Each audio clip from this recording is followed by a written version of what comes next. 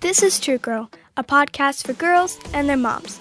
Together, we'll explore God's truth for us, one drive at a time. You're about to grow closer to each other and closer to Jesus.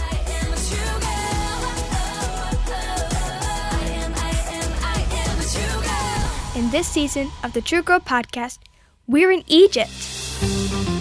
We're exploring the life of Miriam as we continue in our quest for courage.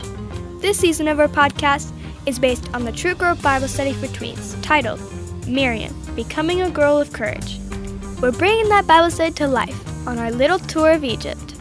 As we travel from one destination to the next, you'll learn all about how to become a girl of courage by tracing the ancient footsteps of Miriam. Hey, can I ask you a question, True Girl? When you get afraid, do you ever notice that you start thinking a whole lot about yourself? I start to think things like, I don't know if I can do this, or what will everyone think of me? What about you? Well, today, Dana and Stacy Rudolph are going to help us focus our attention somewhere else. It's all a part of our quest for courage. Let's catch up with them. We'll find them lounging on the beach of the Red Sea. They're trying to picture what it must have been like to watch the water part in two, so that the Israelites could walk across on dry ground. Can you imagine? Crazy, right? Stacy, can you believe that after today we only have one more stop on our quest for courage? Really? No way. Our trip is going by so fast. I know, but what a beautiful place to relax today. Just look at it. The sparkling water, the ocean breeze, the sand between our toes. Glorious. And just imagine, right here could have been where God parted the Red Sea so that the Israelites could walk straight through it. Yeah, I can barely wrap my mind around it. I can just see it now. All of the Israelite people walking through a hallway made of walls of water. They walked through that enormous body of water on dry ground. How awesome is our God? I know. I could just break out in worship right now. Too bad my guitar didn't fit in my suitcase. Oh, it might have been something we could have used after all. In fact, that reminds me of the next part of Miriam's story. I brought something. Let me just find it here in my beach bag. There it is. You brought a tambourine on our trip? Man, now I really wish I had brought my guitar. Okay, so now I'm curious. How does the tambourine connect to today's courage lesson? Glad you asked, Stacy. Hey, True Girl, it's time for us to jump into our lesson for today. And as we mentioned in our last courage quest, Miriam is all grown up. But not only is she all grown up, she's old. Like really old? Like really, really old. Some people believe she was 90 by the time she was standing here by the Red Sea. This old woman and her two brothers, Moses and Aaron, were chosen by God to lead the Exodus.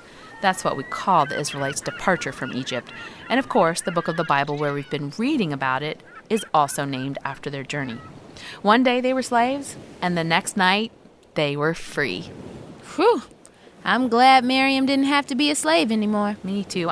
Shouldn't old ladies get to sit in comfy lounge chairs like the one I'm sitting in and just relax the day away? Imagine what Miriam's life might have looked like if she lived today and retired. But on the other hand, I'm sure glad she didn't. And I'm glad she was courageous. Because just as she was assisting Moses and her brother Aaron as they led the Israelite people out of Egypt, plot twist, something horrible happens. Pharaoh changed his mind.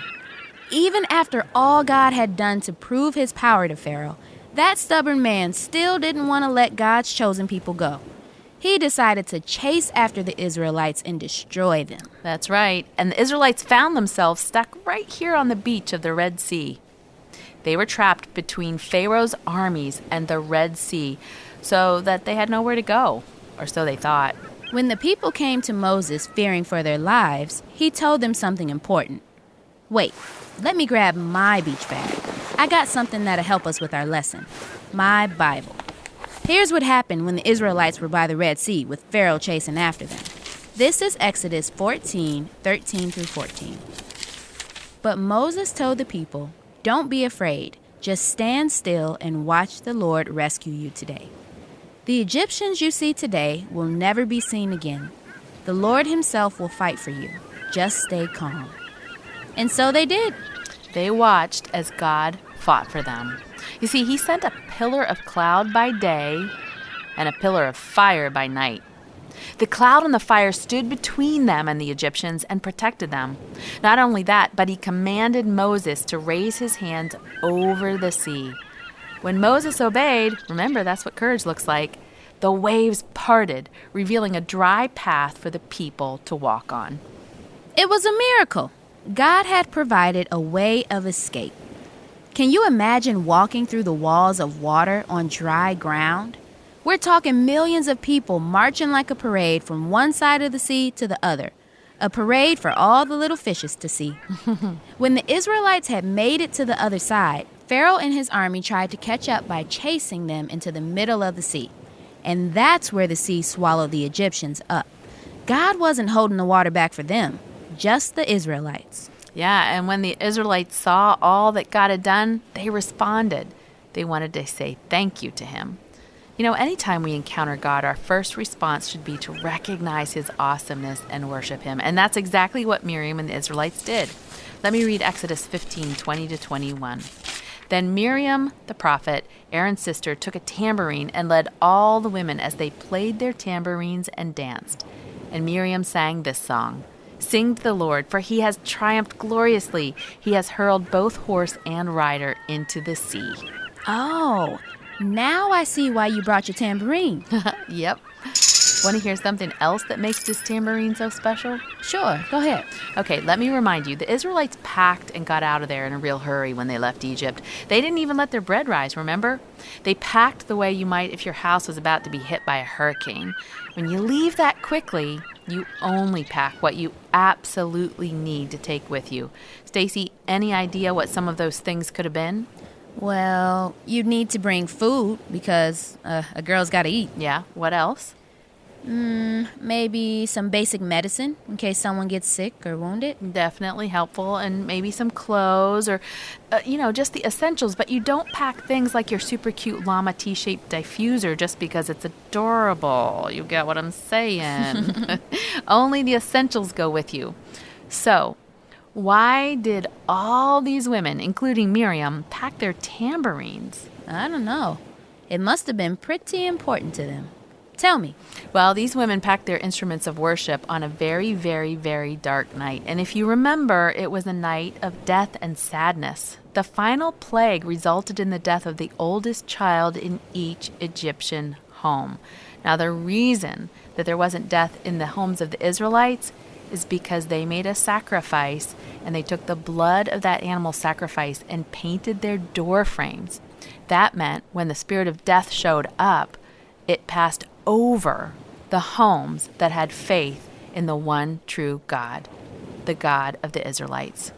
But even though the Israelites did not experience death in their own homes and they were set free, I imagine they probably knew some of the people who died. And although they wanted to leave Egypt, I would also guess that they were a little afraid of setting off in the night.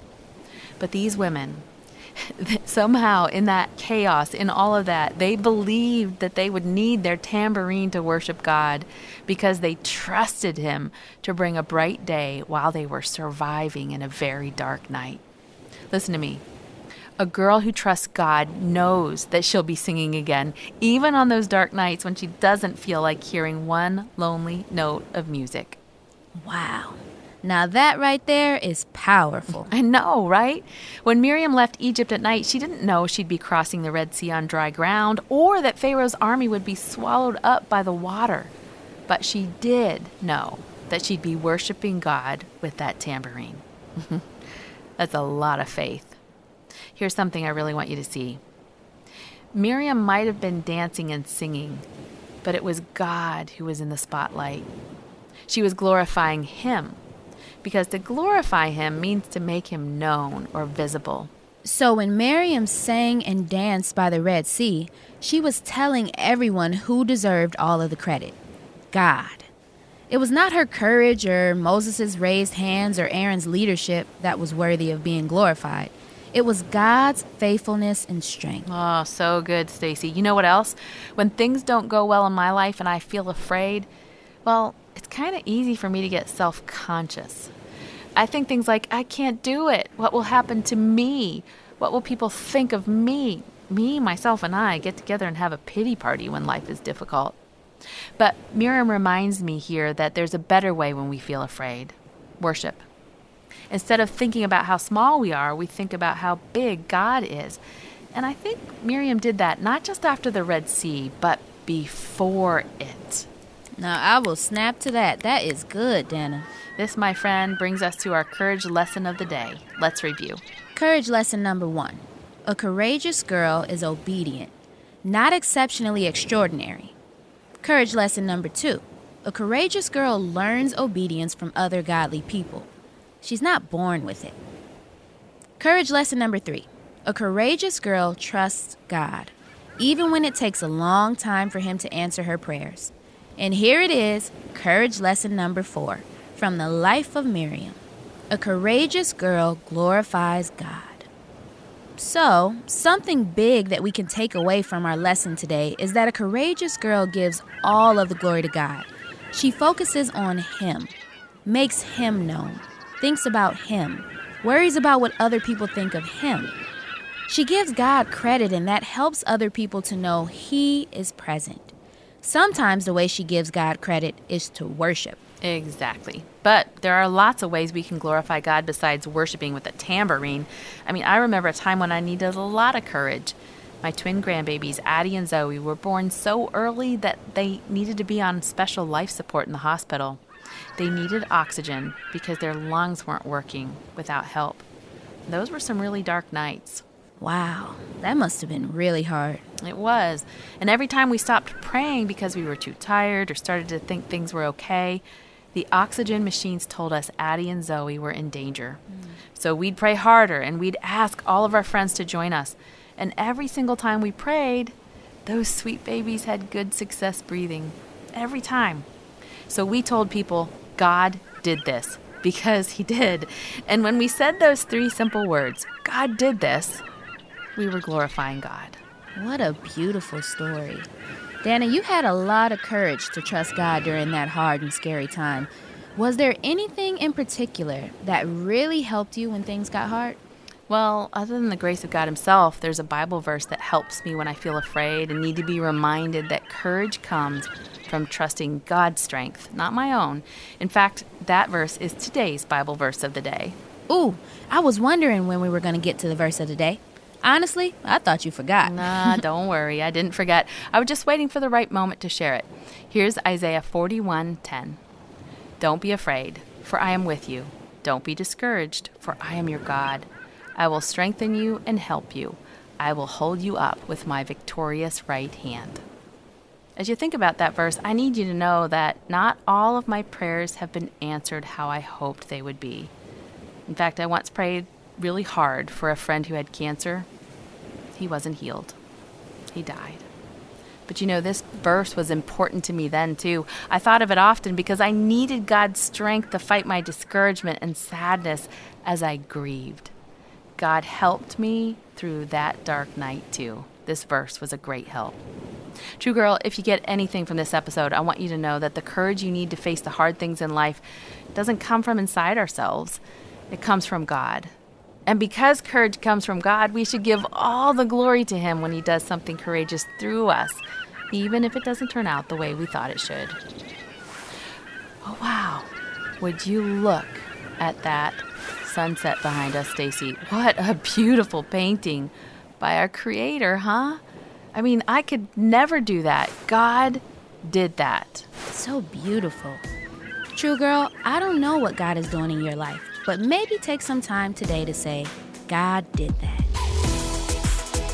I hope you enjoyed our trip to the Red Sea, True Girl. I think I have a great solution for the next time I feel self-conscious and fearful.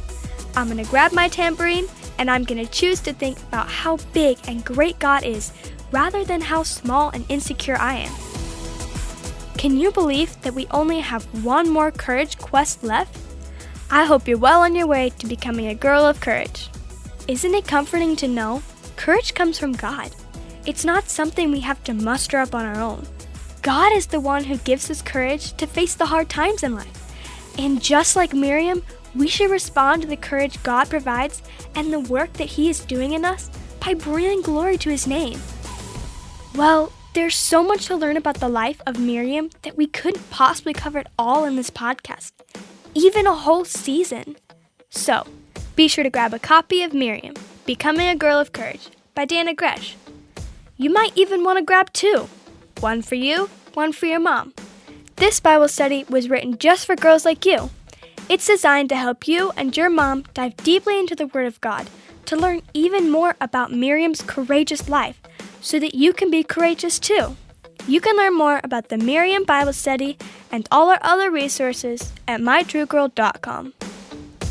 Where do you think Dan and Stacy will end up for our last Courage Quest destination? Here's a hint. Where did God give Moses the 10 Commandments? If you answer that question correctly, you'll know exactly where we'll be. So be sure to tune in to next week's episode to find out.